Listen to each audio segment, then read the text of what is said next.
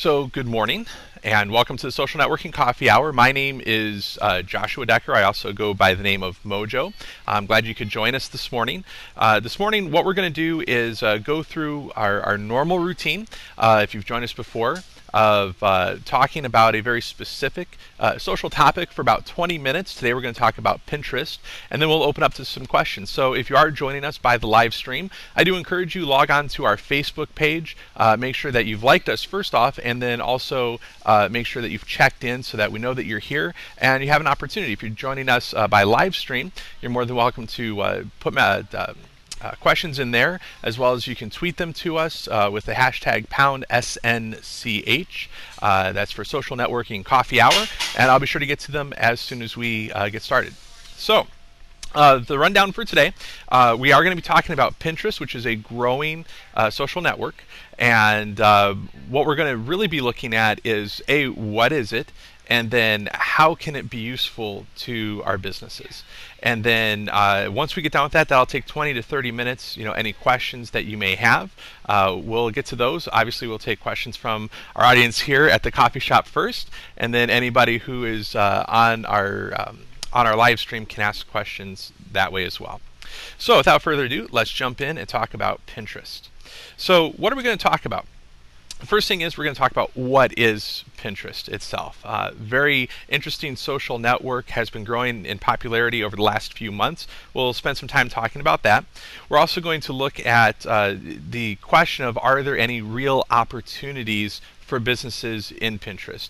And obviously I'm here saying that there are, so we'll explore why I have that opinion. And then finally we're going to look at, how do you actually use Pinterest to generate interest for your business? Okay, so let's start off and talk a little bit about what is Pinterest.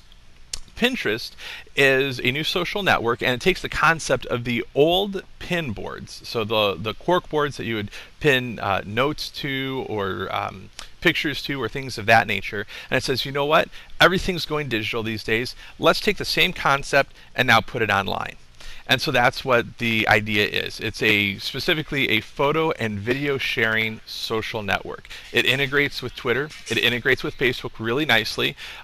You can do things on Pinterest in addition to those, or just specifically through Pinterest and have it published out to both Facebook and Twitter. So it really opens up the opportunity for being very focused on photos. Now, most people who get into this, it's oftentimes used on a mobile device, although it can be used on desktop, as you can see here. A lot of people, when they get into this, they find out that it's very addicting. Why? Because we love pictures, and when we start going through pictures and we start seeing high quality pictures that capture our attention, which is really the idea here, it makes us want to keep looking at them. It makes us want to go deeper. And so it's a very interesting concept, as well as a tool to use in the right capacity. So what is a pin? We'll go through a little bit of nomenclature here. A pin is an image or a video that is being shared in this social network. And that pin can be either a JPEG, a BMP, a GIF, a PNG, or any normal standard image file. It can also be a video, either on YouTube or on Vimeo specifically. Those are the only two video providers that they currently work with. Now, to clear up, when a picture is done through like JavaScript, or something like that, where it's not an actual image file, it cannot be shared on Pinterest. So it actually does have to be an image file. And if there's questions about what those are, or the differences between those, I will absolutely address that a little bit later. So what is a board? We're talking about pins and boards. What is a board? A board itself is a collection of pins from a particular user that is around some sort of interest. And that interest can either be a brand, it can be a product, it can be just a hobby, or just a general interest that you may have. It can be an industry. So you as a user get to determine, what are the boards I want to create. Other users get to determine what are the boards they want to create. So even if I post a pin for the first time on Pinterest, somebody else may see it, may want to repin it, and then put it in a completely different board than what I have. So it's a very fluid kind of idea. Each board is individual to the person and isn't shared collectively. But when you follow a person, those boards give you an idea of what's that person interested in and what to expect from that board itself. So on my Pinterest account, I actually have several. I have some fun sayings is one of my boards. I have a social media marketing. I have a search engine optimization because those are the two professional areas that I work a lot in. And I think, not me, one of the guys I'm connected to has a comic book and then a Star Wars board because he loves that kind of stuff, and I do too. So it's fun to see what he comes up with. So it's really just based on what your interests are, and then you can surf through Pinterest and find the images that may be of interest for you. Some of that is just fun. Some of it is actually really good for business. So let's explore this idea. Are there real opportunities for businesses on Pinterest? My theory is yes, there are. Can every business use Pinterest to generate buzz about their company? If it's done correctly, they can. Sometimes it takes just a little bit of outside the box thinking to do it, but yes, there are. Why? Well, first off, a picture is worth 1,000 words, right? So I may be able to write, as a content writer, I may be able to write 500 words to a page, but I might be able to shrink that 500 words down into an image that more clearly communicates and evokes emotion than what that 500 text words may be able to do. Now, would you do one without the other? Probably not. But the two in conjunction with each other become a very powerful thing, in part because of now this tool where you can share these images. So when you can take an image and effectively communicate what you are trying to evoke in somebody and very clearly communicate the message that you want them to get, which often means some sort of text overlay on an image, right? Then that oftentimes is going to be shared very, very widely. We see things go viral all the time because of this particular concept. So just an idea. Images communicate very succinctly in the entire message. So what are the opportunities on Pinterest? There's really two. So there's what I call a content publisher. The content publisher we'll talk about in more detail in just a second. That's the person who actually is putting an image on Pinterest for the first time. The next thing is a content distributor. So if I'm a user and I'm on my iPhone and I'm looking through images and I see pins and I want to repin it, that's a distributor. Somebody else has put it up there, I found it, and now I'm distributing it. Or even if I'm on a website and I see an image that I want to share on Pinterest, that would be considered a part of content distribution because I did not create that image myself. So the content publisher is the person who creates the image. The content distributor is the one who takes somebody else's image and gets it out to the masses. So from a content publisher perspective, what can we do? Well, the first thing is all pins, all photos on Pinterest have to be hosted on a website somewhere or on a blog. And so the first thing is you have to host the image on your website. Blogs, if you're creating dynamic images that are very succinct in their message to a very timely or event-driven thing, oftentimes blogs is going to be better for that. But it needs to be somewhere. You cannot pin something off of Facebook. So if somebody's posted an image on Facebook and you want to pin it, it's not capable of doing that. I've yet to explore whether you can post it off of something like YFrog or TwitPic or any of those Twitter-driven image sites. But you have to have the image hosted somewhere. The next thing is, obviously you've got to have it as images or videos, interest specific, message specific. These are the different types of things that you could look at. Product specific. Whoa, hello. So interest specific, message specific, or product specific. So when you think of the image that you want to put out and that you want people to share, you can either hit people in an interest they have. So let's say we're in a coffee shop, they would take pictures of a beautiful cup of coffee or some product that they're selling or something like that. Message specific. So as an electrician, one of the things that you could do here is that safety idea. of, this is unsafe wiring, or this is an old appliance, and here's what you might want to look out for. That could be, a fire hazard or a short hazard or something of that nature. Product specific. I have this microwave I want to sell people, or this widget, or whatever it is, and you take pictures of that product specific thing. If you do message specific, this is where you want to have some sort of text overlay on the image, right? So that when people look at it, they don't have to go someplace else to get what that image is about. Right there, you can say, this is a fire hazard, and then you post that like on a blog, right? And it links back to your blog, and people can read why it is. They can read more about it. But there's enough in that image to capture them and say, oh, I need to, either I like this, or I need to learn more about this. And it links them back to the content. So it's actually a very interesting idea to drive traffic back to your content site as well, just by giving them enough that it whets their appetite, it attracts them because it's a high quality image, and they go, that hit the spot, I need to go find out more. Whether it's the spot of, I have interest in this, or you are helping them feel a pain that they didn't realize they had, or they knew they had and now they're just feeling it more acutely, and offering obviously some sort of ointment for that pain. From a content distribution standpoint, users on Pinterest are the content distributors. What they can do is they can post content from other sites. Sometimes they use what's called a pin it bookmarklet. And what that means is it's basically a bookmark that you put in your browser. So you know how you've got the bookmark bar in your browser that you can just click on the button, it takes you to the site. You can put a bookmark there that's for Pinterest, and you are on a site, you click that, and what it actually does is it opens up Pinterest and shows you the images on that site that you can pin.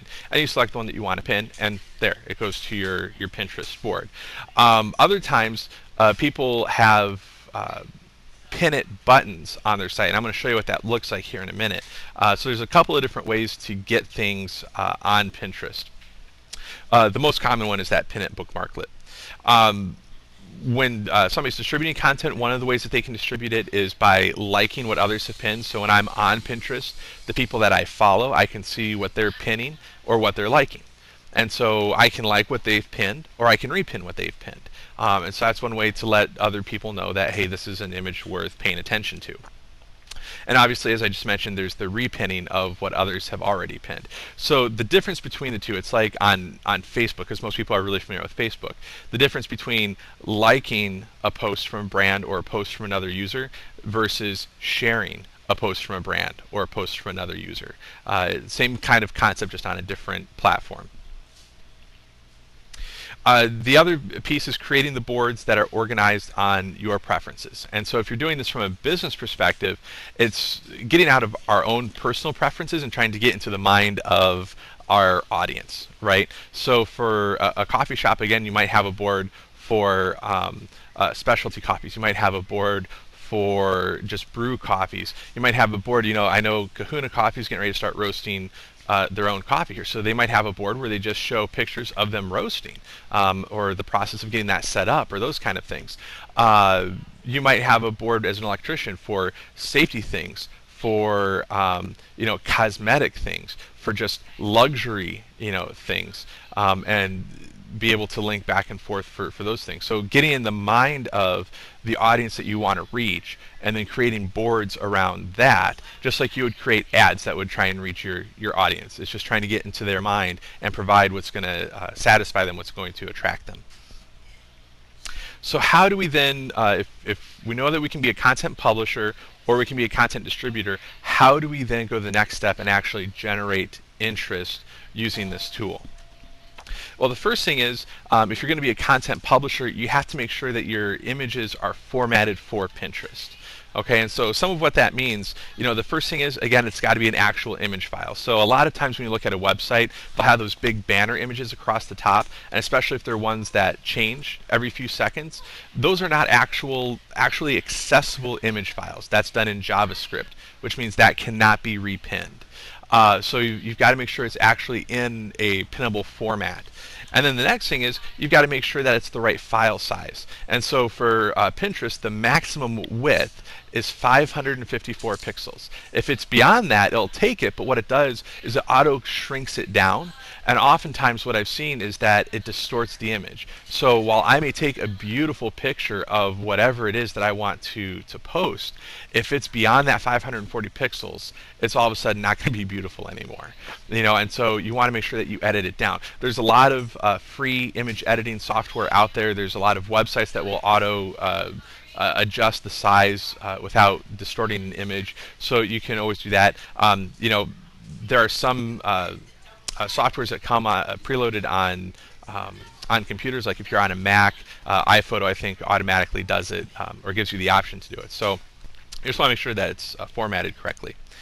The next thing is you want to encourage your visitors to pin your image, right? So Pinterest is still so new that there are a lot of people who are going, Pinterest, what is that? Or if they're on a website, it's not yet habit forming, right? So where they go, oh, image, oh, pin, and so you really want to encourage people to pin your images. And one of the best ways to do that is that pin it button that I had said. Hey, Kathy. And so what you can do, there's this toolbar, if you're on a blog especially, oftentimes you see these buttons to share on Twitter, to share on Facebook, or share on LinkedIn.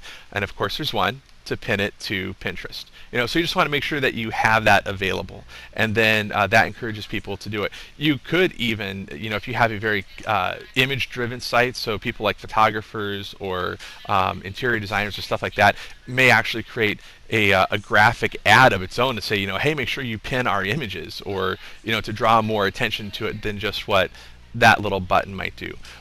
But at least you have some little button. That's what the important piece is. Something to say, hey, go pin this on Pinterest. Hey, go share this content somewhere. So once you have your images on your website, or if you want to just engage it at this point from a content distribution standpoint, the first thing you got to do is create a profile. Creating a profile is really easy. They still say that they're in beta testing, which means simply that they're going to make you wait for 24 to 48 hours before they send you an invite. So you get on their website, you say, hey, I want to create an account, and they say, hey, great, we'll send you an invite when space opens up, and a day or two later, you get the email. So it's a very interesting concept to try and drive interest and make it seem like a very limited thing. So you want to create your profile. Very, very simple to do. When you create your profile, you want to make sure that you connect it to your Facebook page and your Twitter account if you have one or both of those. Why? Because when you post something to Pinterest, or when you repin something, you want, again, when you are doing something social, to make it as far reaching as you can in order to reach as many people as you possibly can. And so by linking it to your other profiles, you're already doing that, right? You're already connecting it to people that you're connected to who may not be on Pinterest. And so you're not losing any ground. You're not starting completely over on a new social network, right? So it integrates really, really nicely.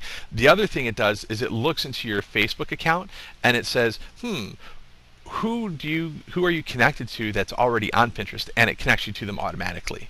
And that way you have basically a base set of people that you're following and that are following you, so that you can start getting your content out there. The next thing is, you want to create a board that will interest your audience, so trying to get in the mind of the people that you're trying to reach. Think through the boards that you want to create. Now this is where strategy comes in. So before you go and create things, you might want to sit down and just brainstorm a little bit, write it down. What are the things that my audience would be interested in? And now you know what kind of images you need to either look for or create yourself. So either take the pictures or go look for pictures that are already on Pinterest. But these are the things that my audience might be, interested in. So, again, you may not have to take, Ryan, the pictures of a safety issue, right? You could find it on Pinterest already and repin it. And part of what you get to do when you repin it is you can put your own caption to it.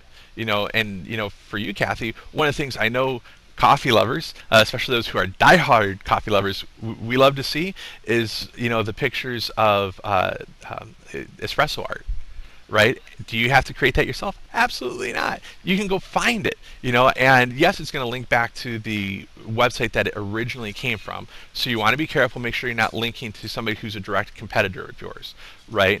But for you, and actually for both of you, there are plenty of people out there who write blogs that are not directly connected to a a company, so not directly connected to any sort of competitor, either local or otherwise, that you can get these kind of images from. And it may not be that's already on Pinterest. You might just have to go out and find some blogs and find some images. A great place to look for that is Google image search.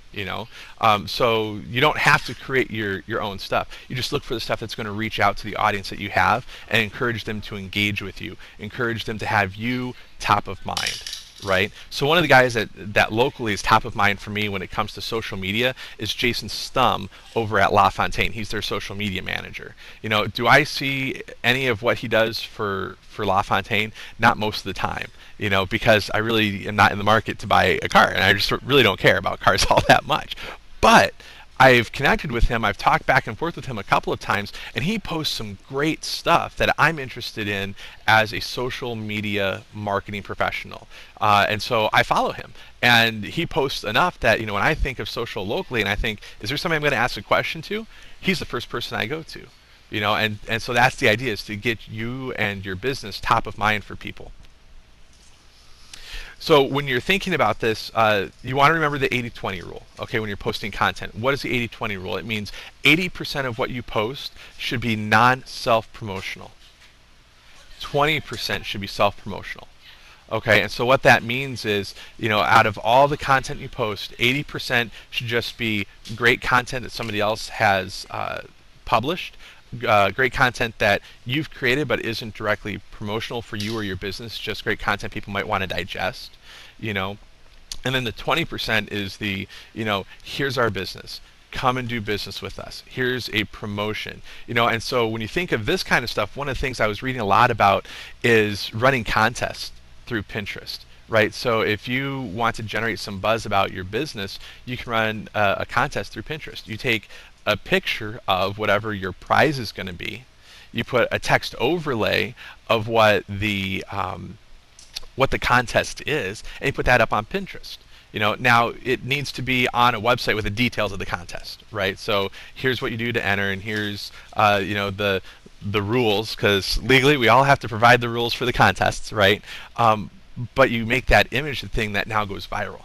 And then people click on that image, and it should take them back to the way to enter that contest, or for the official rules or more details or those kind of things. When it comes to contests, images and videos get much more reach than just saying, hey, we're having a contest. Then a picture on your door, or just a text post on something that says, hey, we're running a contest. Image and videos always get farther reach. Okay, so if you want to do that as a promotional tactic, that would be the way to go. The next thing is connected. I already said that, with your current networks. When you do register your account, there is a built-in tool, so it's going to ask you automatically to connect it to your Facebook or your Twitter account. And so you just go ahead and do that again if you have them. It makes it really, really, really easy to do that. But the final thing is, you really want to measure results, right? So when we do social marketing, if you're not measuring results, you have no idea if you're being successful, right? And because in no type of in most types of marketing, it's very hard to say, I did this and it resulted in this, right? I did this and I have dollars coming in the door.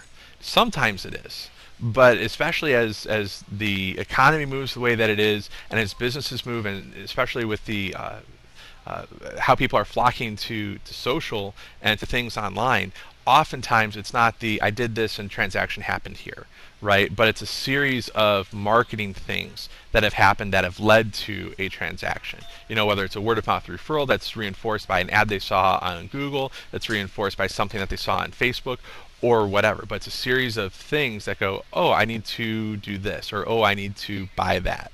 And so measuring results that look at your sales funnel before the actual transaction helps you figure out where in your sales funnel there's a breakdown, if there is one, and how much you're actually generating from the opening of the funnel down to the closing of the funnel, right? And so measuring is very, very important. So Google Analytics, if you're running a website or a blog, I would highly recommend some sort of analytics program.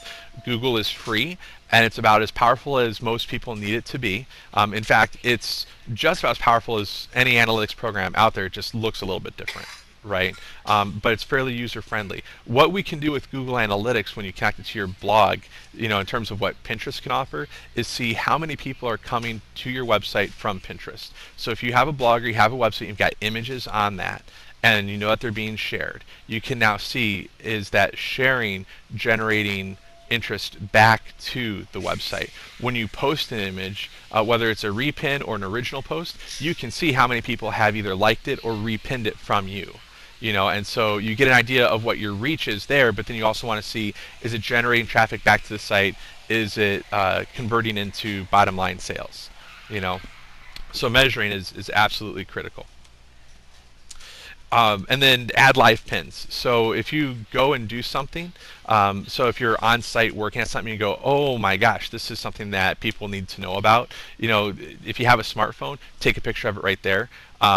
There's an app for BlackBerry and for iPhone, and I think for Android as well, for Pinterest, and you just pin it right there. So that would be the kind of thing where you don't have to do an overlay. Your caption is going to describe what's going on there. It's not going to go on another site, so it's only on Pinterest. But again, it's getting something out to your audience that they might want to know about, and you don't have to wait until you have an hour to deal with it.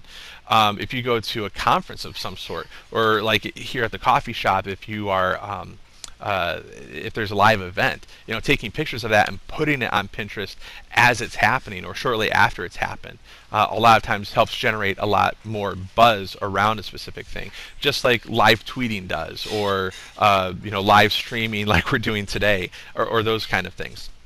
So that part comes into the mindset of social, right? Of what am I doing on a regular basis that I can share with people that's going to help them develop trust in me, and have me top of mind for them if something similar arises in their life, whether they have an emergency need or just a desire need or whatever it is, but so that your business or you personally are top of mind. Yep, take pictures at events and post them to Pinterest. Okay. So that's what we have to look at today. Of course, we want to make sure that we connect with people. So if you are on Facebook or Twitter or LinkedIn, connect with us here. Top part is the company that I work for, Local Directive. We are an internet marketing firm that does everything from website design to integrated marketing campaigns, including search engine marketing, search engine optimization, social media marketing. And of course, you're more than welcome to connect with me as well individually. I'm more than happy to answer questions and help guide people, as best I can based on my level of knowledge and what I understand of the marketing industry. So with that said, I'm going to pause and open up for questions. So live audience first. Whether it deals with Pinterest or anything social, we'll just open it up. Do you have any questions?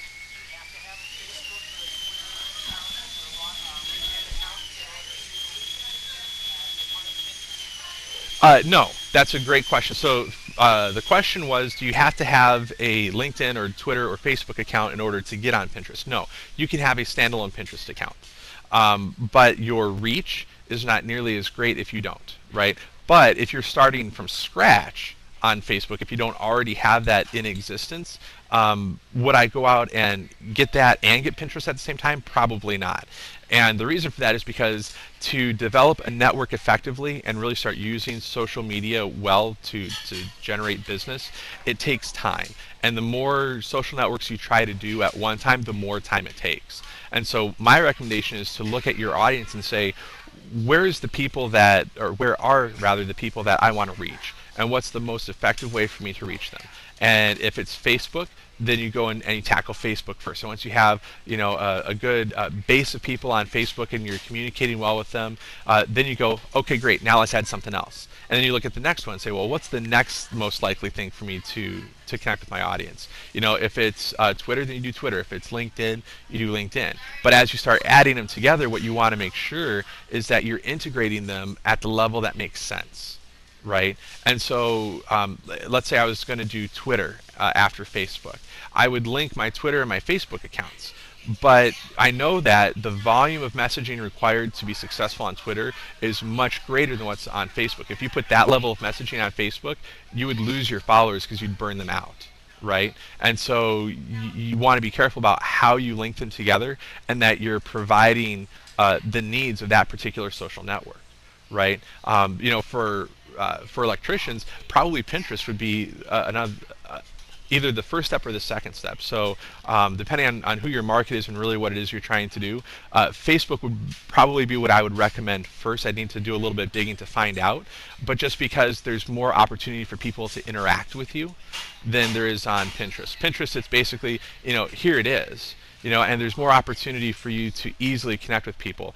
Being this is still a rising thing, it's definitely getting a lot more notice, and it's a very fast-growing network. It's really hard to compete with the almost billion people that are on Facebook right now, right? So you almost sometimes go where the most concentration is, and then go from there. But great question. No, you don't have to have Facebook or Twitter in order to get on Pinterest.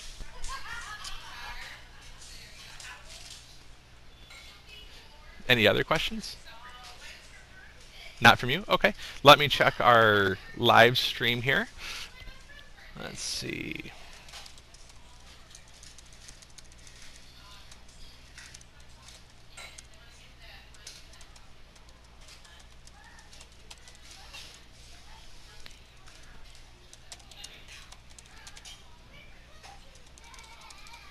All right. Nobody on there. So for those of you on our live stream that have joined us in the past, I'll just make a quick mention of this. We're working this morning without our normal producer, Brian. He's actually at home with his very pregnant wife, waiting for number 2 to come along. So if you think about it, think about Brian, and remember to pray for him and his wife. I know they would definitely appreciate it. All right, let's see. Just looking to see if there's any questions that have come in on Twitter. And again, if you're on our live stream and you'd like to submit a question, please do so. You can do it on our Facebook page or by submitting a question via Twitter with the hashtag SNCH, and we will get it that way. All right. And if there's no questions, we'll go ahead and wrap up here in just another minute, just to make sure everybody has an opportunity to ask questions that they may have.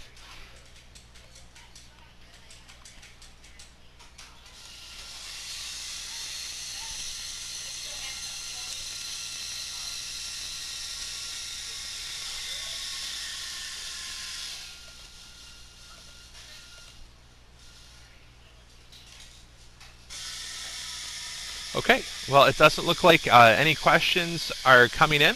So we'll go ahead and wrap up for today. So thank you for joining us on our live stream. If you're watching this recorded, I do encourage you to join us the first Friday of every month, 8 o'clock Eastern Time live. Gives you the opportunity to not only get some great content, learn about what's going on in the social media marketing realm, but also to interact, ask questions, whether it's about what we're talking about or anything else that you have with regard to social media marketing. So I hope you'll join us first Friday of June, and have a great morning, and we'll talk to you soon.